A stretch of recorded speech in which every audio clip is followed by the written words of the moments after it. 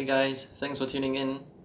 Be sure to like and subscribe to my channel if you need any help dealing with toxic and difficult people who you find are impossible to reason or communicate with, people who are constantly causing you emotional distress. I post at least 2 videos a week on how to keep your emotional health, how to maintain your inner peace, and how to immunize yourself from any psychological abuse or mental harm and torment whenever you face a narcissist. So a narcissist is someone who has no empathy and who are not able to self-reflect, and therefore they have no self-awareness at all, and that can make them very nasty, mean people sometimes. So if you have any further questions or comments, you can contact me through Facebook or email, which I will add in the description below. So today's topic will be about strengthening our own reality so that we can recognize that we are living in a different world from the narcissist and that we are doing life differently. So whenever we encounter a narcissist, it is very easy to get sucked into their world, to get bitten by the vampire and be turned into a member of their cult. So that is why we need to stand strong in our own belief and view of life, and to make sure that we are not supporting their corrupt religion. In this video, I will look into how to live in a different mindset or a different dimension from the narcissist, and why we should let go of whatever the narcissist is trying to take away from us, and how we can do that. To free ourselves from the narcissist, we need to live in a different dimension from them. A narcissist prey on their victim by infiltrating their belief system, infecting it so that they can corrupt their minds and make us live in their world. So that is why it's so important to stand tall and firm in your belief whenever you encounter a narcissist. One way that we can strengthen our belief so that we can face the narcissist without having our souls corrupted is to educate ourselves about the truth and to improve our ability to regulate our emotions and to stabilize our mind. To defend our belief system, we need to become aware of what is happening. If we are infected by a narcissist and we don't know about it, it can eat away at our self-esteem, our values, and our self-worth. So we need to improve our skills at identifying the narcissist to make sure that we are able to predict and avoid their traps and their illusions, or to snap out of it as soon as we can, to wise up to their tricks, to see through their plots, and to leave their version of reality. To get better at identifying the narcissist, we need to acknowledge and diagnose the problem whenever we feel our psyche is being disturbed or whenever we lose our peace of mind. We do this by assessing the situation objectively, without bias and without giving anyone too much benefit of the doubt. So we also have to develop an instinct and awareness of the symptoms of narcissism, which include love bombing, gaslighting, violation of your boundaries, time wasting, and provocative behavior. This can be done by recounting past events of narcissistic abuse, writing them down and taking note of how the behavior actually looks like, so that we can quickly recognize a narcissist in the future. Once we have identified the narcissist, we need to take refuge in the truth. We need to believe and trust that the only way to gain lasting, real power is by focusing on ourselves, working on ourselves, and reflecting on the truth. If we are able to deal with ourselves, if we are able to deal with our insecurities, issues, wounds, trauma, emotions without causing harm to others, then the result would be better self-control, better self-awareness, and a stronger connection to our true enlightened self. Trying to take away someone else's power and belief will only cause us to lose our power over ourselves. The Buddha said, "It is better to conquer yourself than to win 1,000 battles." Then the victory is yours. It cannot be taken from you, not by angels or by demons, heaven or hell. We need to reside in the truth that when the narcissist is attacking us, they are devaluing themselves and losing power. They are exchanging their soul for power over someone else that is cheap, made up, superficial, and momentary. They are fooling themselves into thinking that they have won the game of life, that they are king. As for the survivors of narcissistic abuse, we are increasing our value when we face the challenge to our belief, our mind, and inner strength, when we cope with the attack. The abuse essentially helps us recognize, come to terms with, and deal with our own internal wounds, our unresolved issues, our unnecessary worries and anxieties, our doubts, and our need for their validation. The abuse also helps us expand our awareness, our alertness, wisdom, and self esteem, allowing us to better distinguish the people in our lives, whether they support or are against our well being. Once we're done recovering, once we're fully recovered from the narcissistic injury, we also gain resilience, better patience, compassion, better understanding of ourselves and our weaknesses. So it is very important for us to understand that the narcissistic attack has the potential to increase our value, whereas for the narcissist, they have already decided to give away their power to hurt others so that they can hide their own pain and misery from themselves. So, this belief that we will come out stronger and they will end up weaker, that they will be more impulsive, that they will lose their self control and values, this belief protects us from any disruption to our mind, and as a result, we remain peaceful. An example of how we can save ourselves from the monster that is the narcissist by using our mind, belief, and inner strength is depicted in one of the stories in the Jataka tales. So, the Jataka tale is stories of the Buddha's past lives before he attained enlightenment, which is a state of mind that is completely free from all suffering. So, in this particular story, it is titled Prince Five Weapons and Sticky Hair, and it starts at page 42 in the PDF attached below. So in this story, the prince is one of the past reincarnations of Buddha or the enlightenment being, and Sticky Hair is the demon. I'm going to skip to the part where the prince is going to face the demon, so I will now read to you the excerpt. The prince went to the world famous teacher of Takasila. He studied very hard and became his best pupil. When the teacher had taught him all he knew, he gave the prince a special graduation award. He gave him 5 weapons. Then he sent him back to Benares. On his way home, he came to a forest which was haunted by a monster. The local people warned Prince Five Weapons. "Young man, don't go through the forest. There is a monstrous demon called Sticky Hair living there. He kills everyone he sees." But the prince was self-confident and fearless like a young lion. So he pushed on into the forest until he came to the dreadful monster. He was as tall as a tree, with a head as big as the roof of a house, and eyes as big as dishes. He had 2 big yellow tusks sticking out of his gaping white mouth, filled with ugly brown teeth.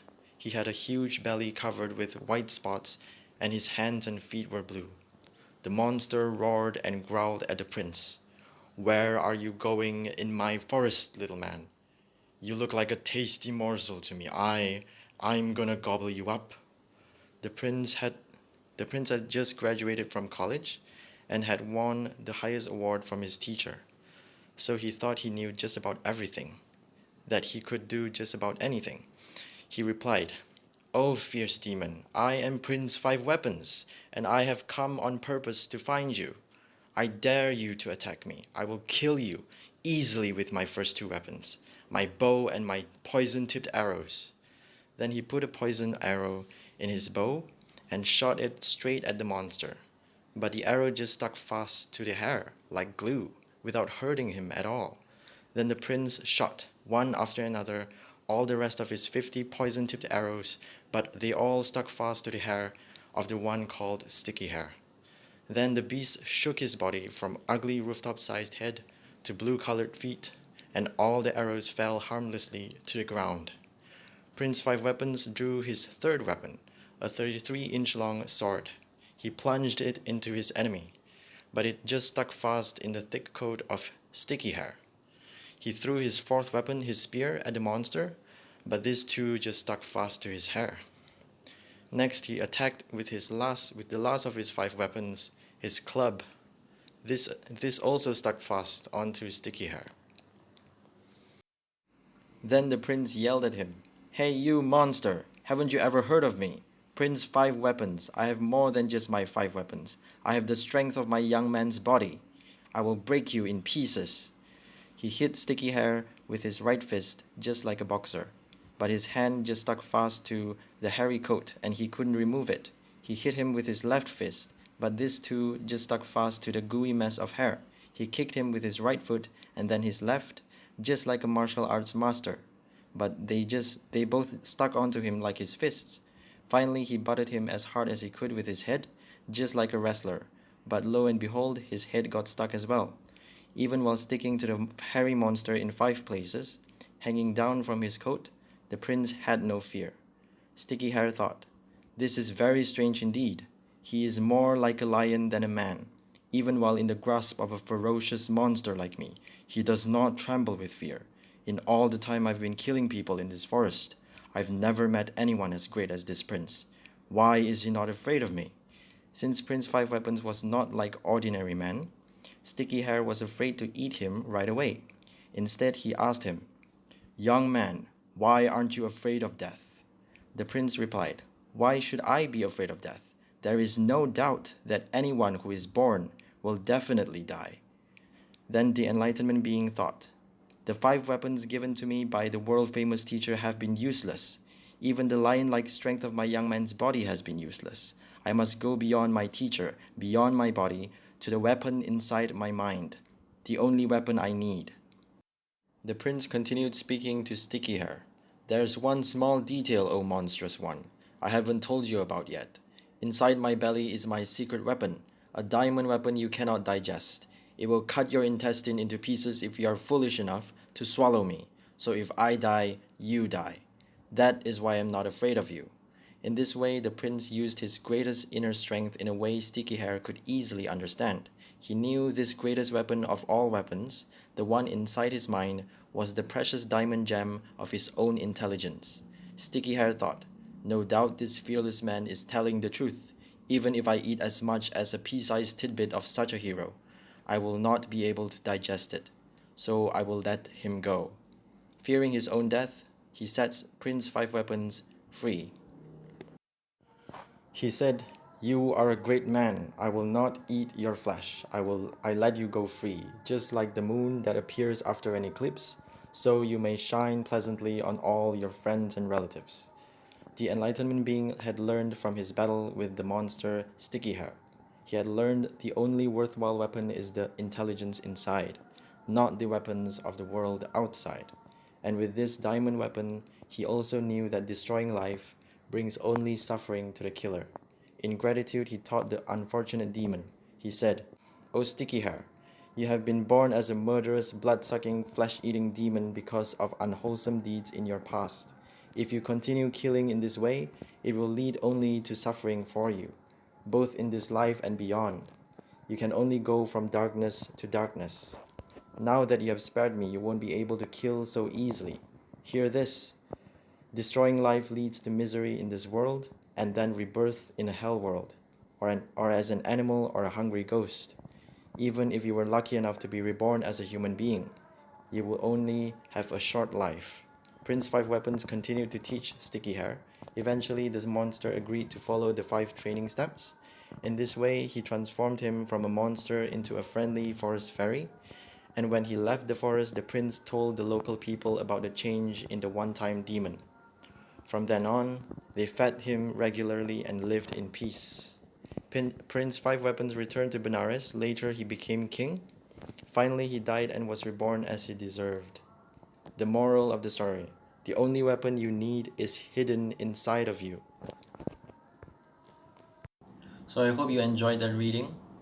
From the story, we saw that the prince used his 5 weapons, which is his bow and poison-tipped arrow, his sword, his spear, and his club, and tried to kill the demon, but he failed.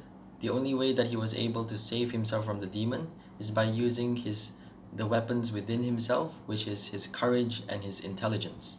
His courage was born from his clear and deep understanding of the truth that every being that is born will surely die, and this understanding allowed him to face the beast without fear of death. And his intelligence also allowed him to use the demon's fear of death to save himself. I also want to draw your attention to the fact that using these weapons within himself, the prince had such a huge influence over the beast that he was able to convince the beast to stop his killing ways, and eventually the beast converted into a forest fairy. So the second point I want to make is that we need to let go of whatever the narcissist is trying to take away from us. From the Buddhist point of view, the cause of all suffering is attachment or aversion. Attachment is a strong desire for something, and it can become an addiction. And aversion is a strong dislike or rejection of something. So if the narcissist is trying to devalue us, we need to let go of our attachment to their approval.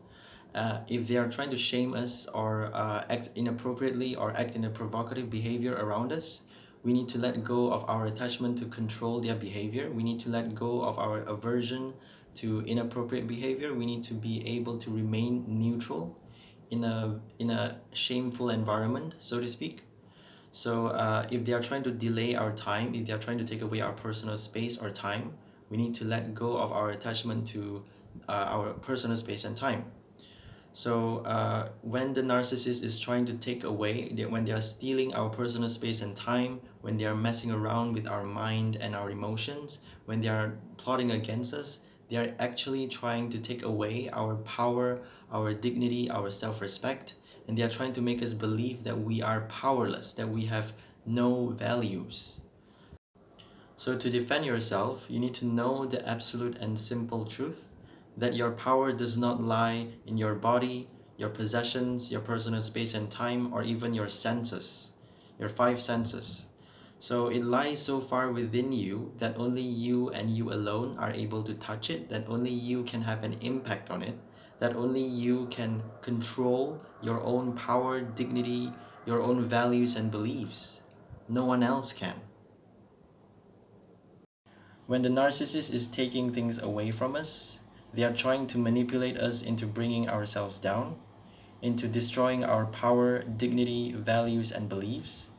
But when we have a clear and deep understanding that no one but ourselves are able to change how we feel, how we view the world and ourselves, then the narcissist will lose their power over us. Now, it is very easy to know about this truth theoretically, but it is very hard to realize this truth, to completely be at one with this truth and to understand it entirely.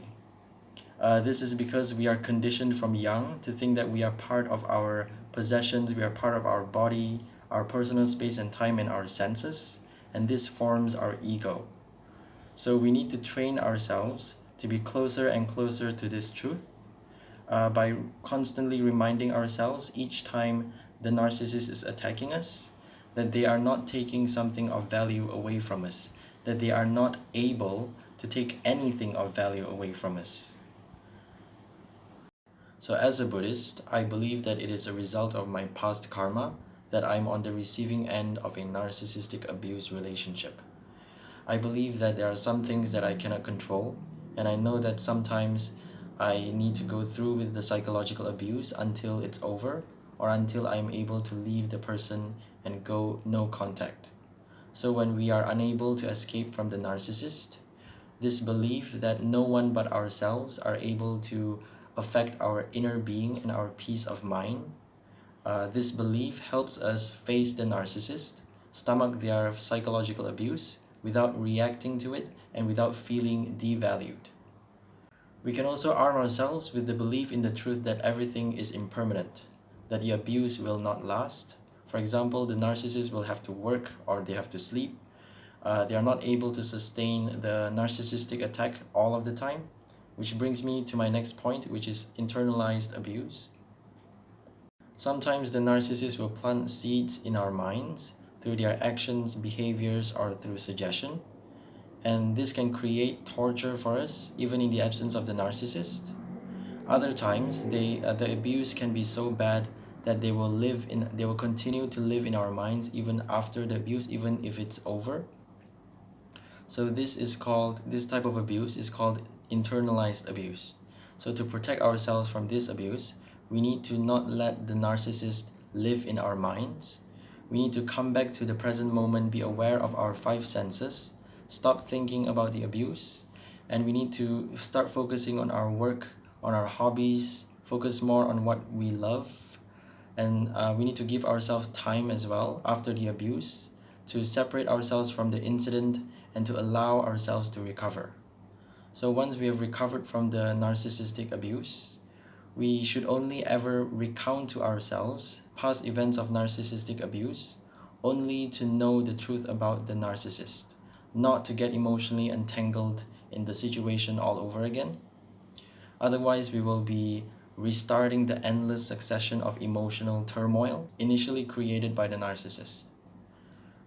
So to recap, I've covered how we can live in a reality separate from the narcissist by residing in the truth that whenever the narcissist is attacking us, they are losing their power over themselves, and we are gaining the potential to improve our character and our inner strength. I've also talked about how to let go of whatever the narcissist is trying to take away from us, and this is based on the strong belief that our power and values lies within us, and that it is not accessible to anyone but ourselves. So I've also added a scene from The Good Place at the end of this video to show you how important it is to identify what you are attached to at the moment and to let it go whenever the narcissist is trying to play with your mind. Thank you for watching, and I hope this can help protect you the next time you face a narcissist. Like and subscribe if you want to hear more, and I'll see you in the next video where I'll teach you exactly how you can summon an angel.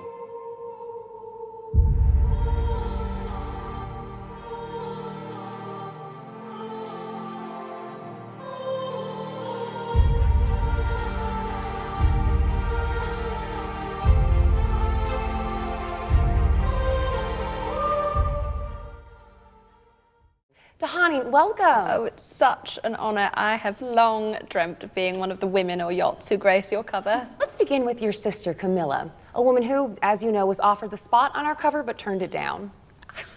I actually didn't know that. Please, carry on. Well, next week, Camilla will travel to Cleveland, Ohio to become the youngest person ever inducted into the Rock and Roll Hall of Fame. Remarkable. Is there a question? Don't you find that remarkable? Camilla is very impressive. As you know, she released her debut album only 6 months ago, and yet the critics thought it was so brilliant that the Hall of Fame decided to waive its 25-year waiting period. Sadly, I will not be attending the ceremony because I will be in Haiti on a relief mission. Perhaps we should talk more about that. Perhaps we should. But first, another question about Camilla. Don't you think she and I would be friends? We have a lot in common. We are both Capricorn, and we're both only children. I'm sorry, I forgot about you.